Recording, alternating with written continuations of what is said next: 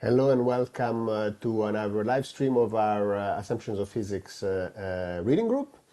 Today we're going to start the other section of the book, The Physical Mathematics.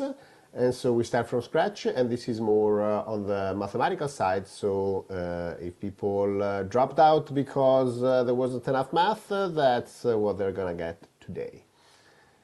So let's get right into it. I need to share the link in the chat, and I need to share the screen. There we go. And we can make this bigger and remove this. Okay. So let's give first an overview of what physical mathematics is. Julius, why don't you start? Very well. Physical mathematics is an approach to the mathematical foundations of physics that seeks to construct mathematical structures strictly from axioms and definitions that can be rigorously justified from physical requirements, instead of simply taking tools developed within mathematics and applying them to physics or physics-inspired problems.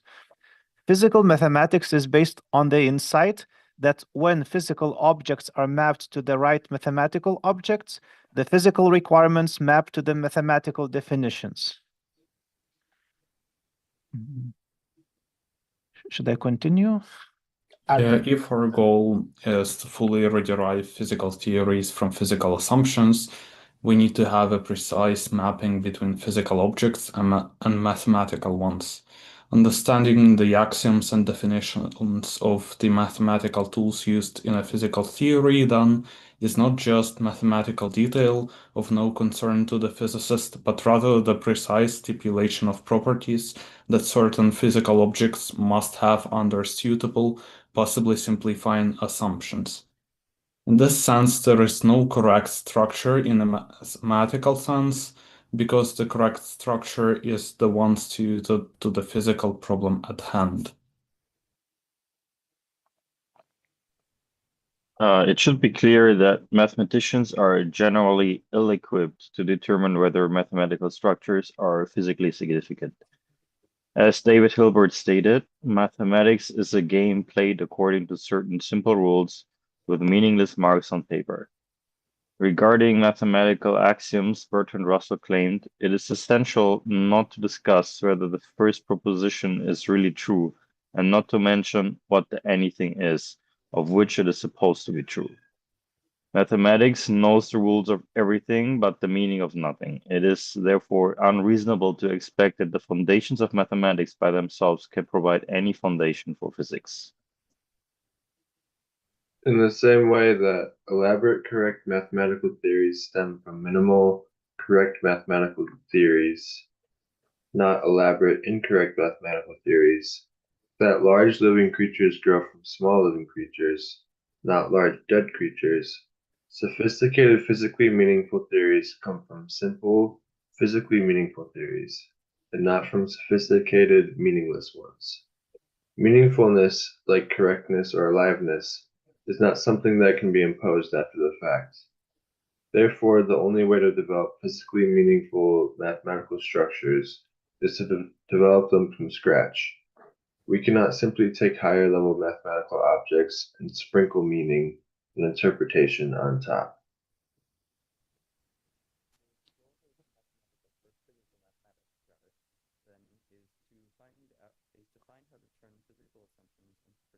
Who's next? Is my audio not working? It's better now. Yeah, I can hear it. Okay. Sorry. Thank you.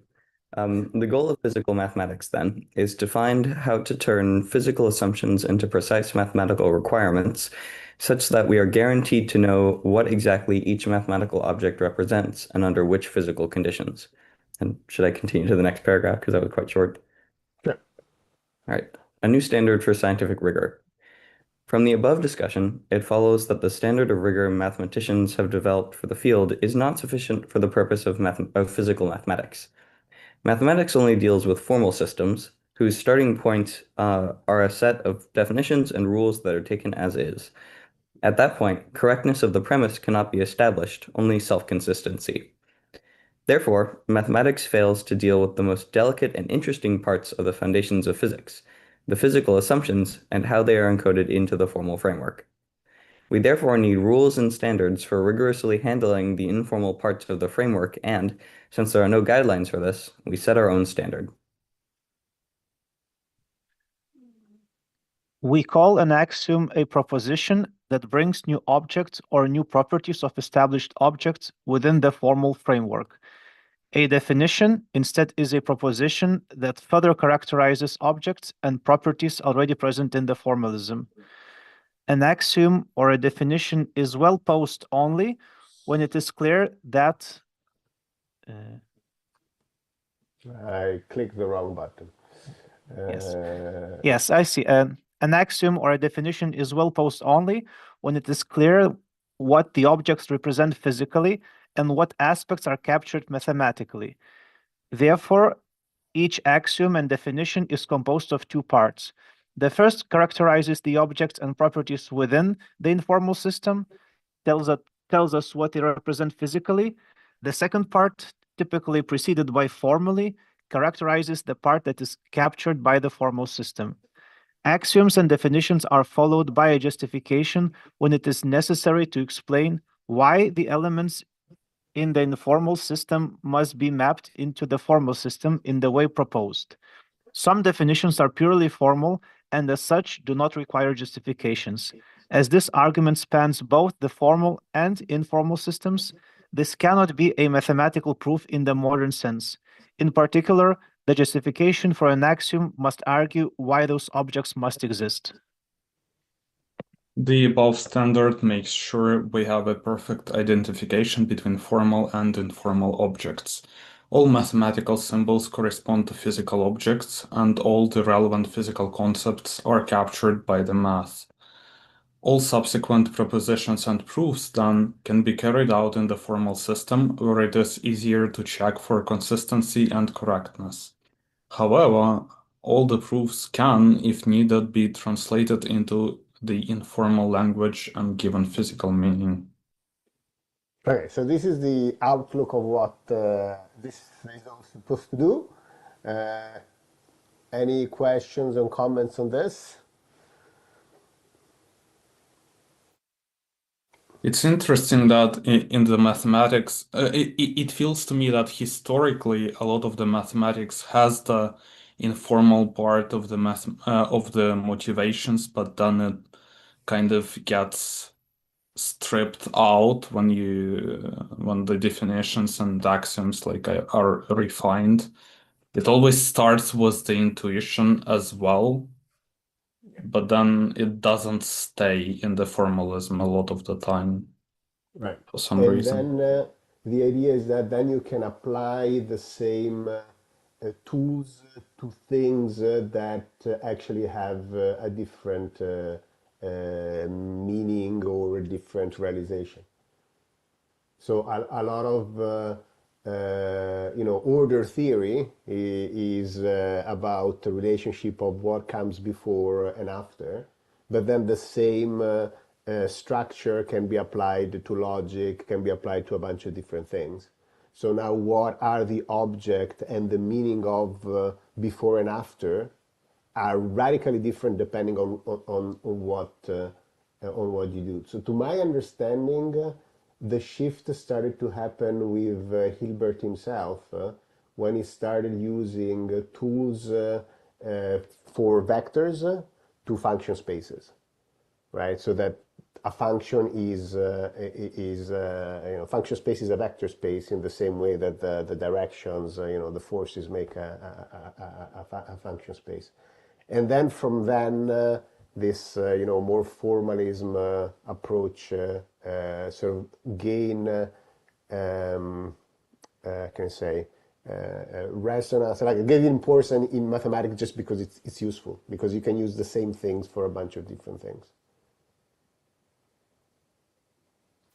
I also remember when set theory became more and more popular, it also had a bunch of, well, inconsistencies, and they were like being extremely formal became necessary to keep understanding what is happening because intuition was no longer reliable. Like the simple intuition it started with kept leading you into inconsistencies. And there's another famous example, I think it's like Euclid's fifth axiom or something like that, that you only have one parallel line for each line in a point.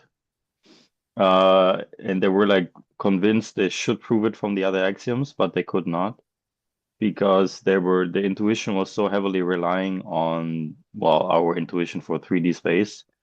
But this axiom requires us, like, nothing says we're not in hyperbolic space or the other spaces for which we had no intuition.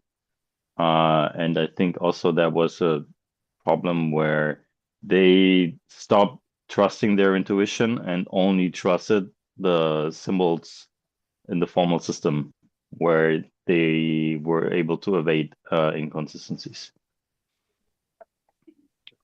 Yeah.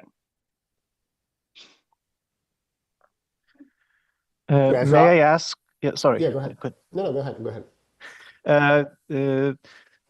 Do you expect that in your program there will be a distinction between this constructive and non-constructive proofs? Like, will it be essential to have one over the other, or like these non-constructive proofs, or let's say proofs by contradiction, would be like equally valid, even if, let's say, mathematics stems only from like physical intuition? So I don't have a stance on that yet. So everything that we have been doing doesn't seem to need to take one position, which is interesting because it seems like it's an orthogonal problem to the problem of we need to be able to justify the starting point of our structures. And there is also, so there are two things here I haven't discussed, but there are essentially two, let's say, mathematical things that we're trying, that are there. One is the set of objects that we want to formalize, right? And then we are going to need to formalize it in a mathematical language. But the formalization of the mathematical language itself is separate. So you can imagine that there is a meta language, which is the mathematical space that we're working in. And within that mathematical space, we're interested in the physical definitions. So the question of whether we should be constructivist, non-constructivist, or all those things applies to the meta theory. It does not apply to what we're trying to describe.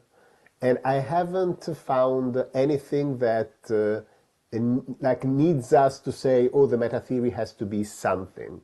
As long as we can carry out our proofs for the things that we're doing, which a lot of times are vanilla, it may not matter. The other thing that is interesting, which is I would like again there to work with people that are more on the foundation of mathematics, is that the object that we need to pose are automatically kind of have an enumerable basis. So as we'll see later, like everything starts with the idea that we are going to have some experimental tests, and tests have to finish in a finite time, and you can only have a procedure that goes through countably many tests, and you're never going to exhaust the countably many tests, but in principle you can always make one more test. And so everything is generated by countable objects, and those are type of things that let's say people in reverse mathematics have. If you're finitist, at some point you truncate, right? And so the difference is whether you take the sequence as like the infinite sequence as existing, or taking all the finite sequences of arbitrary length. And I don't know whether that's so important for us. And then there is the other issue is that at the end of the day, physics is about building models, and the models is that they're based on assumptions, like we saw before, determinism, reversibility, or isolations. Like these things are never perfect anyway, Like there is no system that can be perfectly isolated, that can depend only on their state and nothing else. These things don't exist. So then saying that these objects cannot exist in a constructive way might not be so important, because you're already talking about things that you don't really feel that they should exist anyway, right? In a practical sense, they exist in a sort of theoretical sense.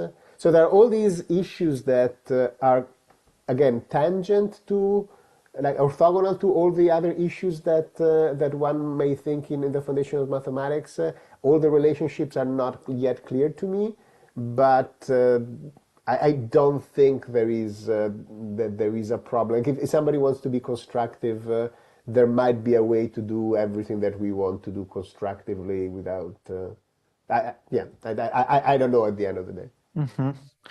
Okay, and then maybe just one more question. So, usually, like in mathematics, like one very much preferred system is this ZFC with its axioms. Can we already like cross out some of the axioms which are unphysical and maybe reduce the system to some other system that has a name but is not ZFC? So again, the ZFC would be the axiom of the meta theory, right? They wouldn't be the axiom of that we use in physical mathematics. So if, for example, in ZFC you have the axiom of the power set. Once you have a set, there always exists the set of all the possible subset of the original set, right? We will see that such things are not of physical interest, in the sense that all the sets that are interesting to us at the end of the day are a Borel set of the topology that connects to experimental verifiability. So any of the other set are absolutely not interesting to us, not used to us, and so on. And it's the type of things that a constructivist also say, oh, those things don't exist anyway. But you're still happy, like you can still in the meta theory say that those things exist.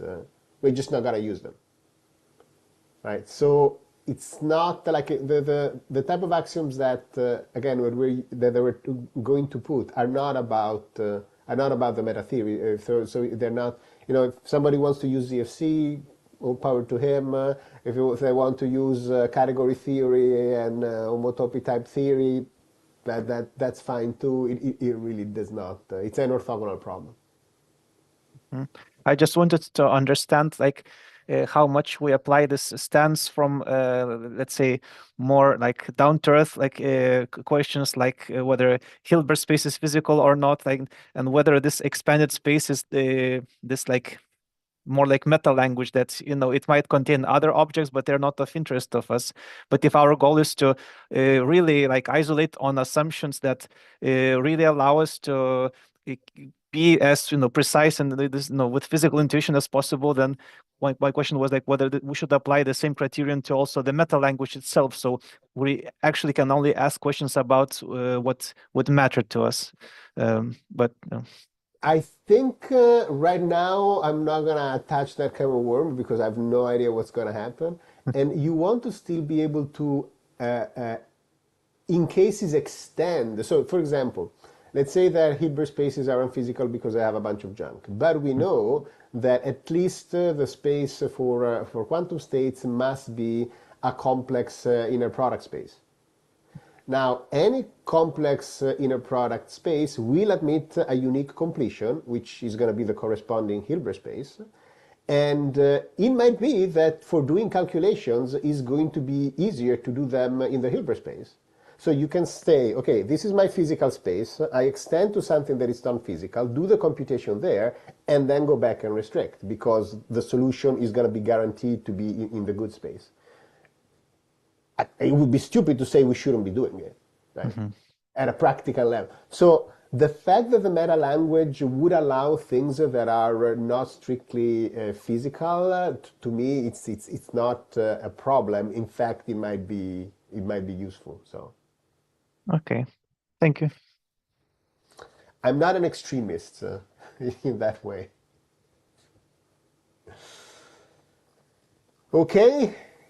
Okay, so we're going to start chapter 1, which is basically about the link of the logic to experimental verifiability, with the idea that everything we do in science, more in general than just physics, have to be attached to experimental verification, and we must have a way to do it. And the surprising thing is that with very simple, seemingly innocuous axiom assumptions, you get topologies, a sigma algebra, and a lot of structure that we use in standard mathematics and physics. So I don't know who is next, but somebody starts. I think it's my turn. Okay. Chapter 1, Verifiable Statements and Experimental Domains. In this chapter, we lay the foundations for our general mathematical theory of experimental science, a formalism that is broad enough to be applied to any area of scientific investigation. It is based on the idea of verifiable statements, assertions that can be experimentally shown to be true. Whether it is physics or chemistry, economics or psychology, medicine or biology, the goal is always to find some objective truth about the natural world that is supported by experimental data. We group verifiable statements into experimental domains, which represent the list of all possible verifiable answers to a particular scientific question. From those, we define theoretical domains, which add those statements that, though not directly verifiable, are associated to an experimental test with no guarantee of termination. Within each theoretical domain, we find those particular statements that, if true, imply the truthfulness or falsehood of all other statements. We call these possibilities of the domain as they identify the complete descriptions that are admissible. To answer a scientific question, then, is to find which possibility is consistent with experimental data, the one that correctly predicts the result of all experimental tests. We'll show how the above organization always exists on any given set of verifiable statements. That is, it is a fundamental structure for all sciences. We'll also see that these concepts are deeply intertwined with fundamental mathematical tools. Experimental domains map to topologies, while theoretical domains map to sigma algebras. These two core mathematical structures provide the foundation for differential geometry, Lie algebras, measure theory, probability theory, and other mathematical branches that are heavily used in physics and other sciences. As a consequence of this connection, we can build a more precise, intuitive, and insightful understanding of what these mathematical structures are meant to represent in the scientific world. It also reveals why these mathematical tools are so pervasive and successful in science. Okay, statements. Statements like the mass of the electron is 511 plus minus half keV, or that animal is a cat, will be the cornerstone of our general mathematical theory of experimental science. In this section, we will outline the basic definitions that allow us to combine statements into other statements. For example, that animal is black and that animal is a cat gives that animal is a black cat, and to compare their content. The mass of the electron is 511 plus minus half keV, and the mass of the electron is 511 plus minus 0.005 MeV are equivalent. Yeah. We will start from a somewhat different starting point than what is customary in order to address a few issues. The first is that we need to develop a formal framework to handle the relationship of statements that are not themselves formally defined. The second issue is that the truth values in our context are in general found experimentally, not through deduction. The role of the logic framework is to keep track of the consistency between the possible hypothetical cases. That is, we need relationships that capture the idea of a causal relationship that one is true because the other is true, and not merely by coincidence.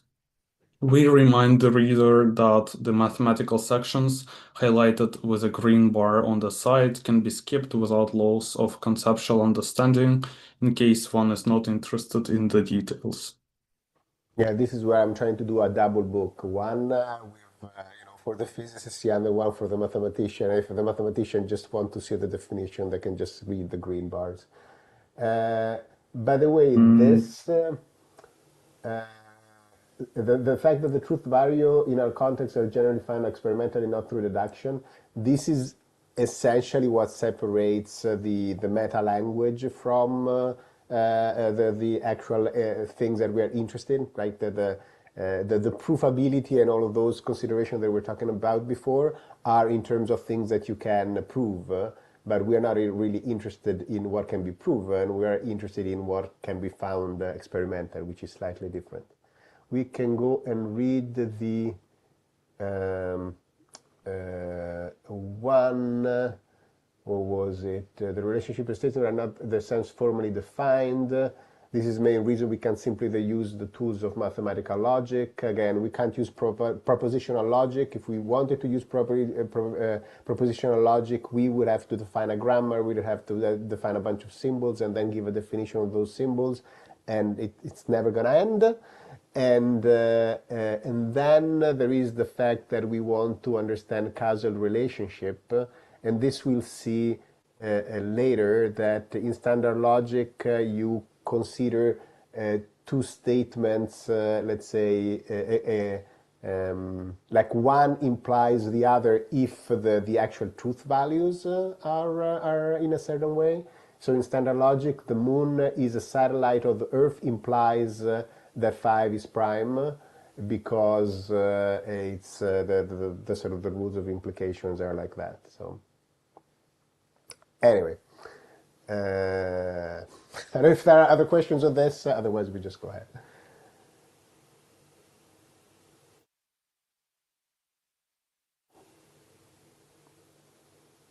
Okay, if there are no questions, I'm going to continue. Yeah, go ahead. Go ahead. As a starting point, we need to define what science is. The systematic study of the physical world through observation and experimentation. We therefore introduce the principle of scientific objectivity that will guide us throughout this work. This states that science is universal, non-contradictory, and evidence-based. We turn that into a principle of scientific objectivity. It says the same. Okay. Wait a second, there is a question from the chat. Shouldn't one keep some sort of logic value corresponding to unknown, which leads to some sort of Kripke type semantics? This is effectively what we're going to be doing. What we're going to be doing is something similar to what one has in model theories. In model theory, that there are a set of statements, and then there are models of possible assignments, essentially, of those statements to be true or false. This is what we're basically going to construct. So there is a way to translate some of the stuff that we are doing to things that are not like propositional logic, that there are different structures that people use. The reason why we don't do it like that is, again, because I want this to be readable by people who haven't studied like 4 years of mathematical logic, and so that they can look at that. I'll be still open and to look for somebody who has that logic background to make sort of a dictionary or translation between what we're doing and then. But the thing is that we're doing things that, from a logician standpoint, are so simple that I don't even know if a logician would be interested in what we're doing. So, yeah. And there, as usual, I try to work on things that are the biggest problems that I need to work on. And right now, this part of the framework is very solid as it is. So there are other parts that are much more shaky. So I'm working on that.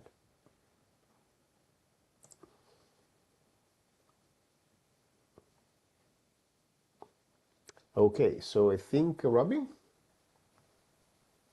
Consider assertions like jazz is marvelous or green and red go well together. These are not objective. There is no agreed upon definition or procedure for what constitutes marvelous music or good color combination. Because of their nature, they can't be the subject of scientific inquiry. This does not mean that marvelous music or good color combinations do not exist or are not worth studying. And we have a footnote. In fact, one can argue that most of the things that make life worth living, love, friendship, arts, purpose, and so on, defy objective characterization, and therefore that science gives us certain truth about trifling matters. What the principle tells us is simply that if we choose to do science, we are limiting ourselves to those assertions that are either true or false, i.e., non-contradictory for everybody, i.e., universal.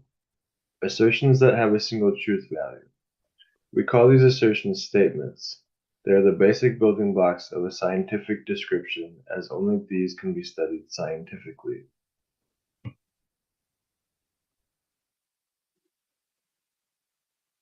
Logical consistency, though, is not just a property of individual statements. Consider the following two sentences. The next sentence is true, and the previous sentence is false. Each assertion by itself would be fine, but their combination makes it impossible to assign truth values to both in a way that is logically consistent. For this reason, we group statements into logical contexts, sets of statements for which it is possible to assign truth values to all in a way that is logically consistent. And we have our definition 1.1. The Boolean domain is the set script B, which contains true and false. And this is the set of all possible truth values. Should I continue or? Yeah. I'll say it. Yeah. All right. Axiom 1.2, the axiom of context. A statement S is an assertion that is either true or false. A logical context, this is MathCal S, is the collection of all those statements that share a common semantics and have, therefore, well-defined logical relationships.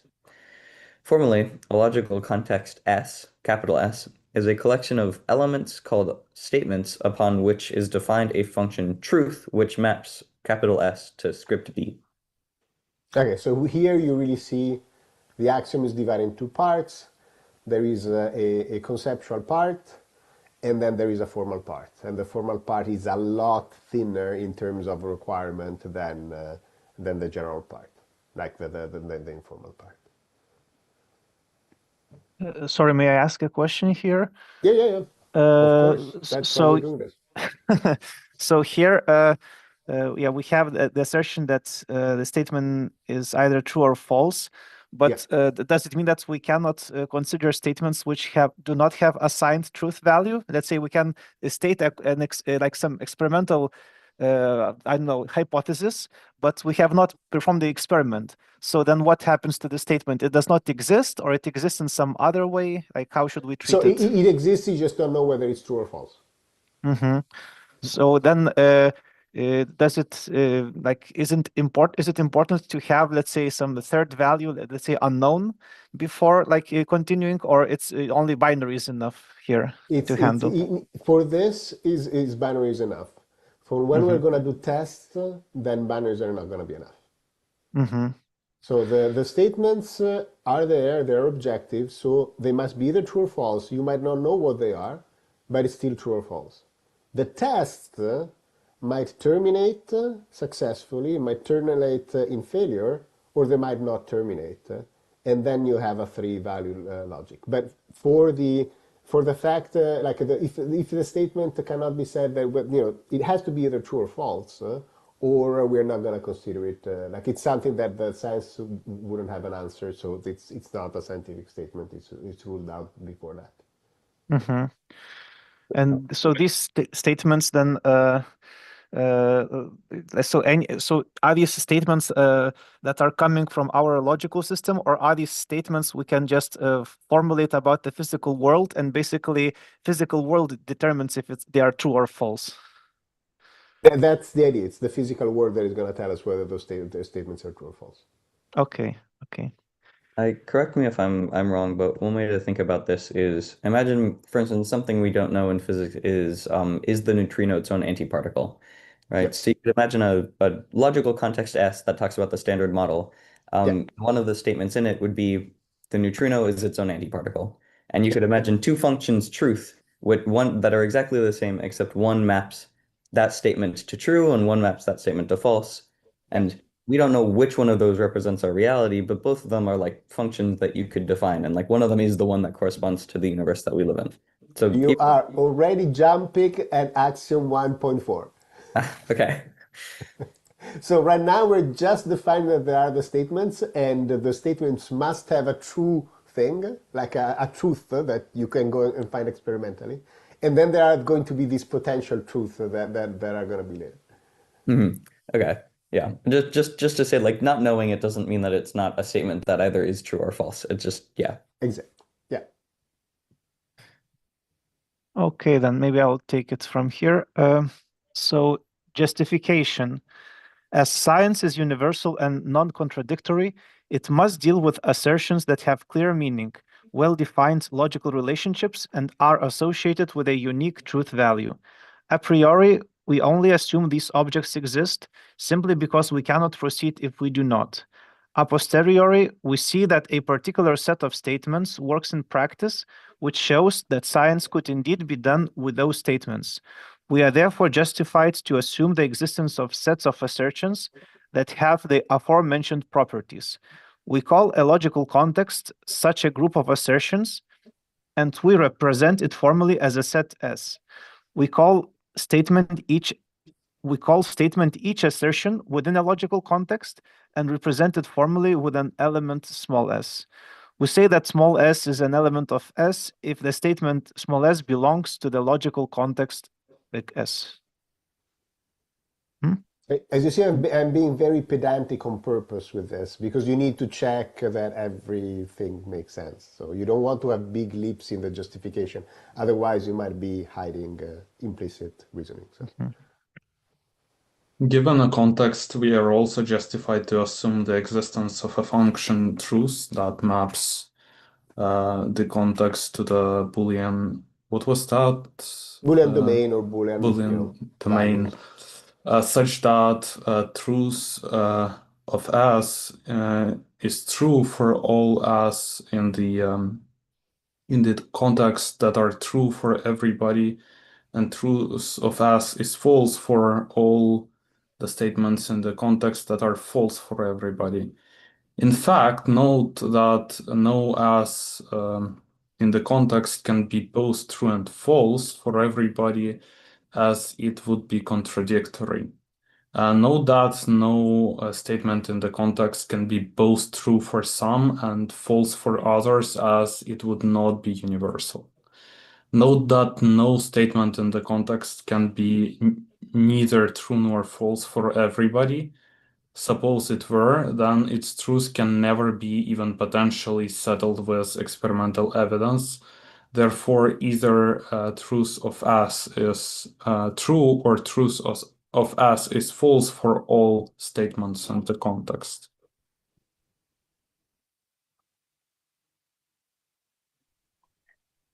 Note that the statement is the concept asserted, not the words used to express the concept. A sentence in a particular language is neither necessary nor sufficient to define a statement. Consider the English language and take the sentence, Snoopy is a dog. The truth will depend on whether or not a fictional character qualifies as a dog. The sentence by itself is not enough to determine the truth value. Conversely, take the idea that a particular animal is a dog. We can express the concept in Italian as che l'alimane è un cane without using an English sentence. Therefore, English sentences are neither necessary nor sufficient to express a statement. This will be true of any other language. Therefore, the basic notion of statement is considered prime, independent of its expression. Moreover, all statements are considered equally prime. Also note that logical consistency is not a property of an individual statement, but rather of a set of statements. Consider the two statements, the next sentence is true, and the previous sentence is false. The two statements together are not logically consistent, as assuming one to be true leads to a proof for it to be false, and vice versa. If we change the latter statement to the previous sentence is true, then both statements would be true and logically consistent. Therefore, logical consistency is defined on the logical context, and each statement has to be defined as belonging to a context. Finally, note that the existence of a truth function on the context imposes logical consistency on the logical context without worrying about the details of how this is achieved. By the way, there are a bunch of what they're called other examples for when you have sets of statements that by themselves are fine, and taken all together they become inconsistent. And there are even cases where you don't have circular references. So there is an example, I don't remember how it's called, where you basically have sort of a list of sentences that it's potentially infinite, and you always do the forward reference. You never do a backward reference, and still you are able to make things that are logical inconsistencies. So these are the type of things that sort of also Tobias was saying before, where mathematics had to become wanted to become more like formal to kind of avoid all these issues and study these issues and keep them under control.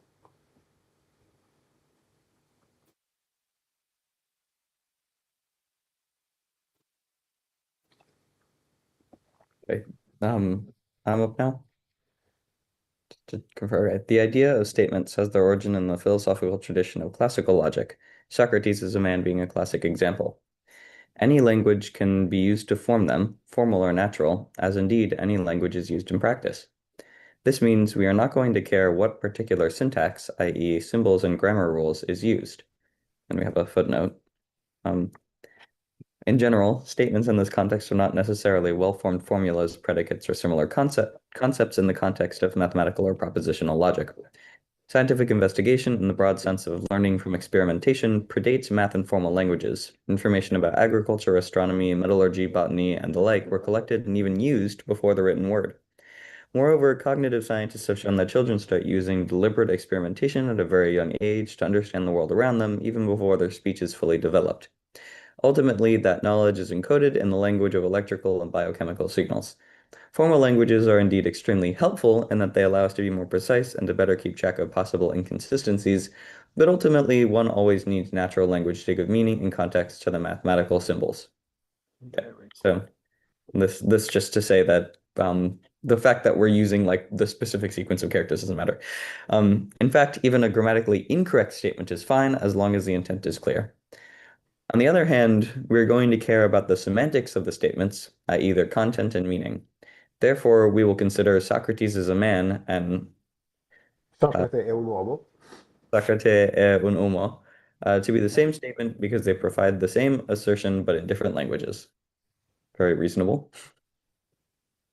Moreover, when we say Socrates is a man, it has to be clear who is Socrates and what a man is. If it weren't, we would have no idea what to experimentally test and how.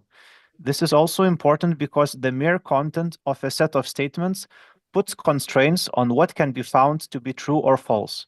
Consider the statement, that cat is a swan. There is nothing to experimentally test here. Based on the definitions of cat and swan, we know that the statement can never be true, no matter what particular cat we are considering. The statement provides no new information. Consider instead the statements that animal is a mammal and that animal is a bird. Based on the content, each of the statements can be found true or false separately, but they can't be found true together simply by how mammals and birds are defined.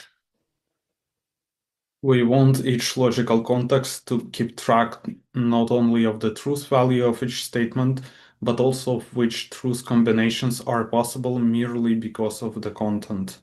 Given a logical context S, we will call an assignment for S a map A from S to B, that for each statement gives a truth value. For example, consider the following table. Each line represents an assignment for all statements, each represented by a column. The set of all assignments is the set of all functions from S to B, which in set theory notation is B superscript S, yeah, and corresponds to all possible permutations. Some assignments, like the one in the first line, are not consistent with the context of the statements. We will call possible the ones that are allowed and impossible the ones that aren't. Naturally, the truth must be one of the possible assignments. As the context itself needs to tell us which assignments are possible, we can imagine it comes equipped with the set capital AS, that is the subset of B to the S of all possible assignments for that context. We have footnote number 5. In the same way that we do not try to capture how statements are constructed, we are not going to capture how logical consistency is established. We just assume a mechanism is available, and therefore one can check whether an assignment is possible or not. Okay, just a quick question about this. So if I would start with an experiment and I set it up, I know what I'm talking about, I just haven't done it yet, then I do not know what the truth function is. I don't know what statements are true yet. I haven't done the test yet. Yep. But I should already know the possible truth functions, assignments, yes. right? Okay, so even though like mathematically we first define like a logical context as a set with a truth function, and then Yep. later say there is the set of possibilities basically. In practice, I would like find first the possibilities and then the truth function. Does it make Right. sense? So when you're defining the context, you're defining the possibility, but you're only going to do it because implicitly you think there is a truth value to be found, right? Yeah, If you yeah, didn't think there was a truth value to be found, you wouldn't set up the context, like you wouldn't set up an experiment or think about what possible cases are there anyway. yeah. Okay, good. I think it's even my turn. Yep. Some statements may be allowed to either be true or false, while others may only be allowed one option. We will call certainty a statement that can only be true, like that cat is an animal. We will call impossibility a statement that can only be false, like that cat is a swan.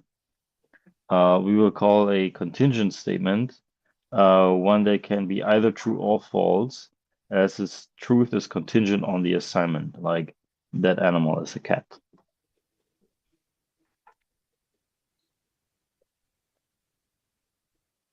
Note that the semantics, the meaning of the statements, plays an important role in defining the possible assignments, but in general does not define the truth values. We have a subscript. In other formalisms, the semantics is said to define the truth values, not in ours. For example, even if the meaning of the next race is going to be won by the Secretariat is clear, and so is its logical relationship to the next race is going to be lost by the Secretariat, we may be none the wiser about its truthfulness. This is a technical thing. In some context of mathematical logic, a semantic for a set of statements is knowing whether they're true or false. Like for us, the semantic is knowing what the statements represent, and therefore knowing which statements can be true or false at the same time. Word problems. Maybe I'll just read one definition here. Given a set of statements, an assignment associates a truth value with each statement. Formally, an assignment for a logical context S is a map from A from S to the Boolean domain, an element of B to the S. an assignment for a set of statements S subset of mathcal S is a map A from normal S to B, while an assignment for a statement S in mathcal S is a truth value T in B.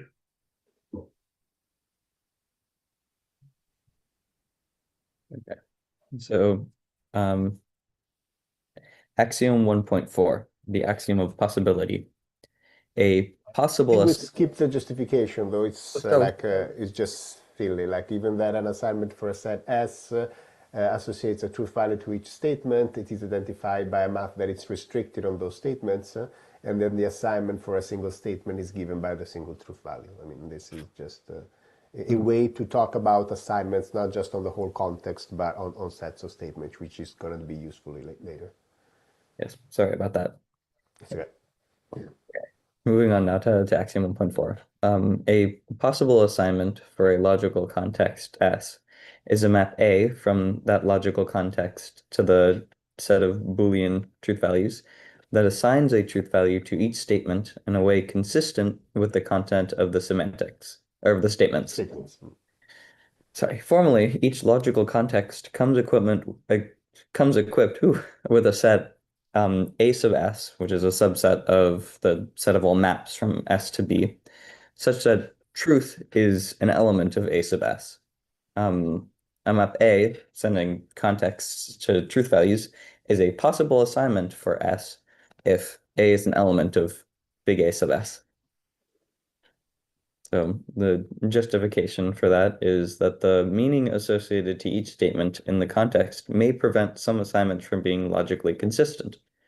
Consider, for example, the statements that animal is a cat and that animal is a dog.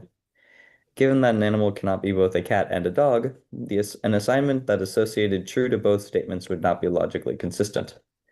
Given that the context must give clear meaning to all statements, it must be able to clarify whether an assignment A in the set of maps from S to B is consistent with the meaning of all statements.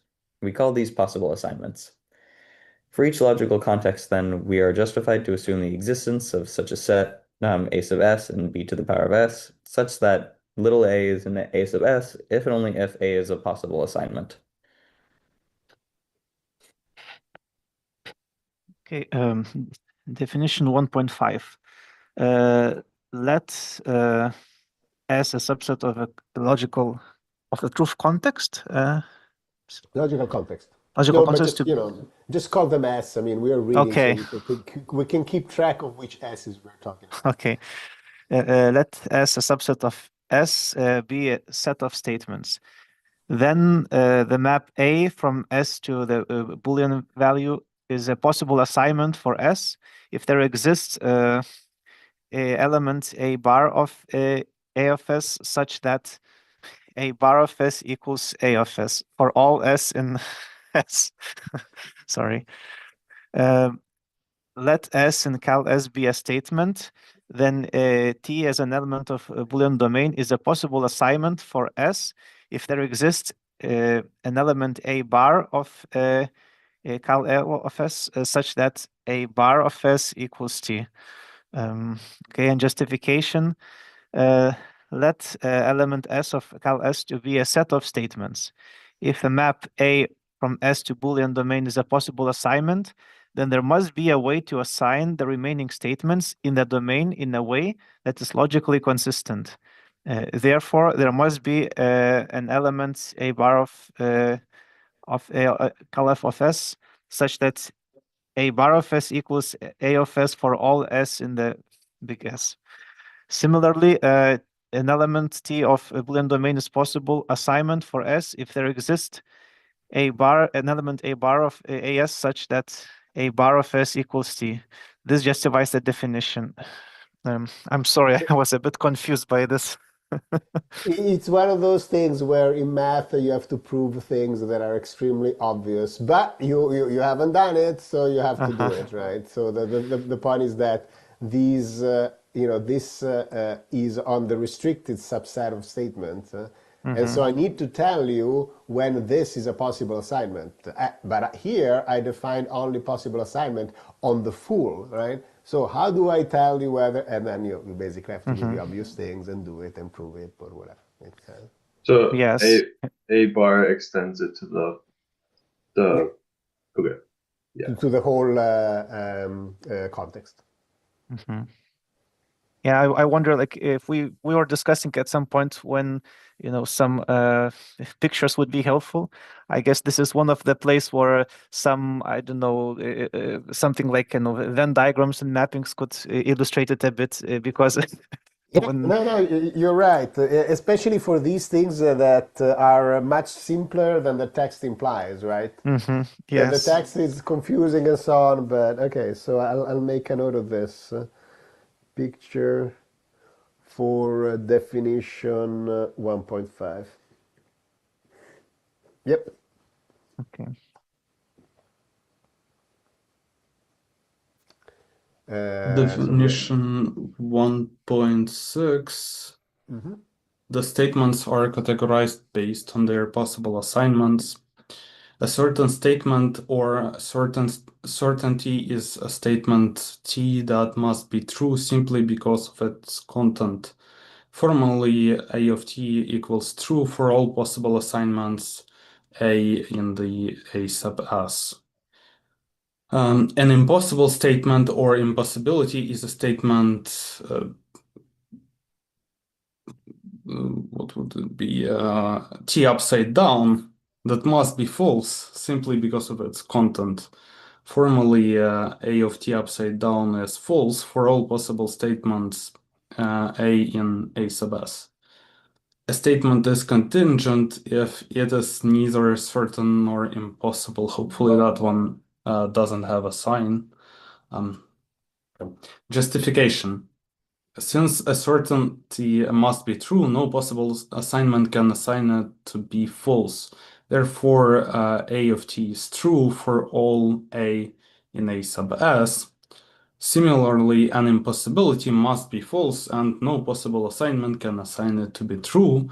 Therefore, A of upside down T equals false for all A in A sub S. This justifies the definitions.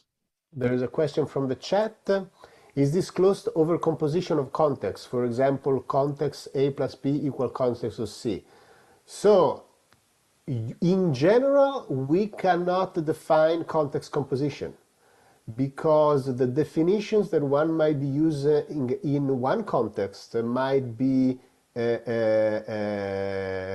inconsistent with the definition that we use in another context.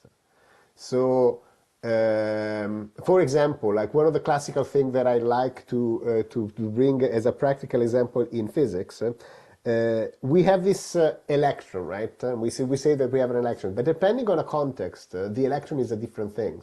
So originally, right, we had let's say the alpha particles, the beta particles, I don't remember which one they were electron, right? But you had a ray, right? And the electron was the smallest part of that particular array, right? So it's in that sense, the electron is defined by a particular way of producing the particle.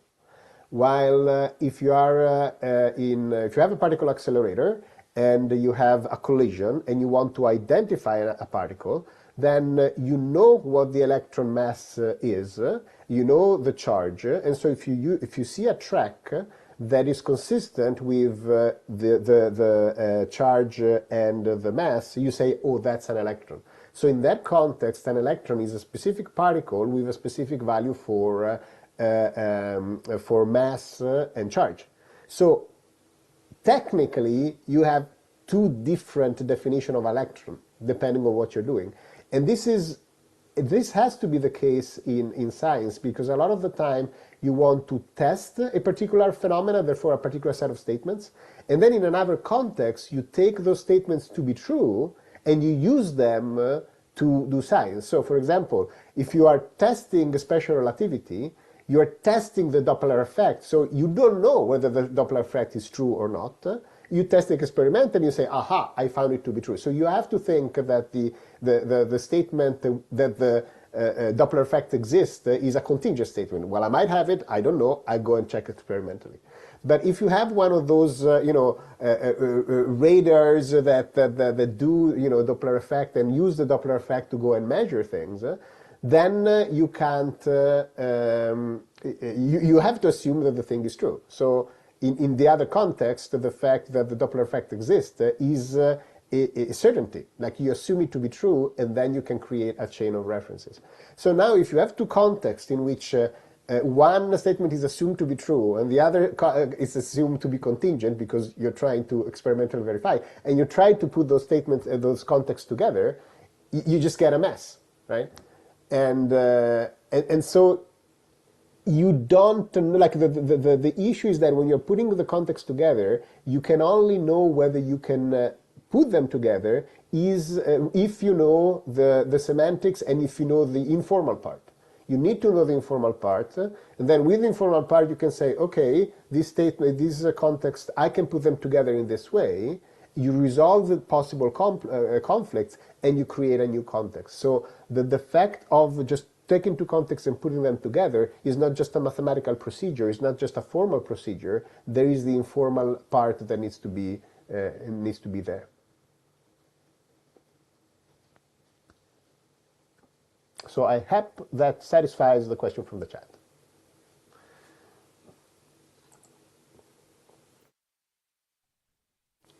Should we finish this block? Yeah. Okay. I think we were just corollary 1.7, right? Yeah. Okay. Oh, it's 10 a.m. I didn't realize. Okay, yes, let's finish this. Okay. A statement S in a logical context can only be exactly one of the following: impossible, contingent, or certain. Proof. Let S be an element of S, be a statement. If it is contingent, by definition, it is neither certain nor impossible.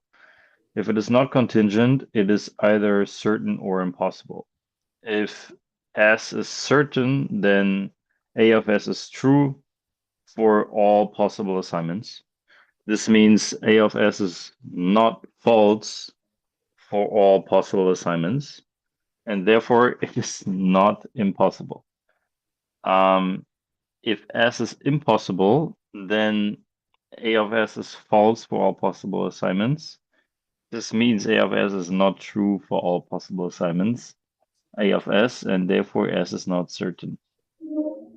Those were too many words for me. To be a little pedantic, this does Yeah. assume that mathcal A sub S is non-empty. It has to be non-empty because the truth value has to be there. Okay, I suppose. Yes. But good check. Yes, that's exactly the thing, the pedantic thing that we have to do. But yes. So there is a follow-up from the chat, and I think, yeah, we shouldn't do the dependence. We'll just stop here and we just open up for question. So Luis from the chat, shouldn't the physics be invariant regardless of partition of context though? Even the informal part should in principle be able to be made formal. So no, the informal part should not be in principle be able to be made formal. An experimental test is an experimental test. It's something that we build in the physical world. It's not a formal object, and there are like whenever we say something is true or not, there are sort of practical considerations there are essentially, let's say, agreements within a field. There are not strictly things that you can formalize. There is the heap paradox type thing, right? That you have you add un granello, like like element of sand. You put them one by one, and then at some point they become a heap. But you can't define formally when is it that it becomes a heap, and so things like that are going to be in statements that you need to build up statistics, right?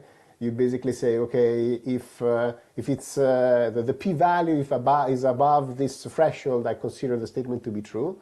That there is no like objective p-value, like it could always be a little bit more, a bit less, it wouldn't matter. So like really the main issue, and then there are all the idealization of assumptions that you put in, that also those are like you can't make something formal without some type of judgment call of what is it that matters or what is it that doesn't matter. And all of these things are context dependent. So what you consider a state of an object, of a physical system, depends on what is it that you are studying, what are the processes, and so on. So there are a lot of judgment calls that physicists or in general scientists have to do to be able to define these statements. It's not something that you can just put in a computer, turn the crank, and you get something. And what is invariant, though, right, is that truth function, right? So you have context, and because they're trying to measure different things and do different things, they're going to be different certainties, they're going to be different contingent statements, and so on, right? Those things are going to be different, and they depend on the context, depend on what you're studying, depend on the questions that you're asking, the experiments that you're set up, and all that. But then in principle, the truth of the statements, if the statement can be, in meaning, they can be mapped, those truths should remain the same. So even though you have different contexts with different assignment, the truth assignment should be consistent across statements. And that's the only thing that you can say.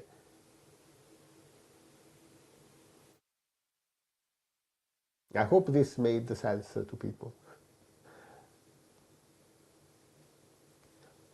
These are the type of things that get lost when, let's say, in between the math and the physics and the philosophy, right? These exact things, because physicists typically use intuition to think about all these things.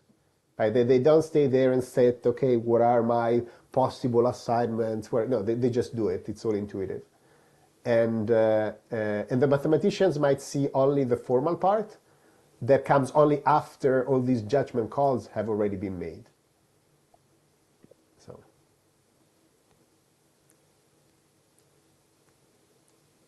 any other questions or comments? Otherwise, we're probably going to stop here.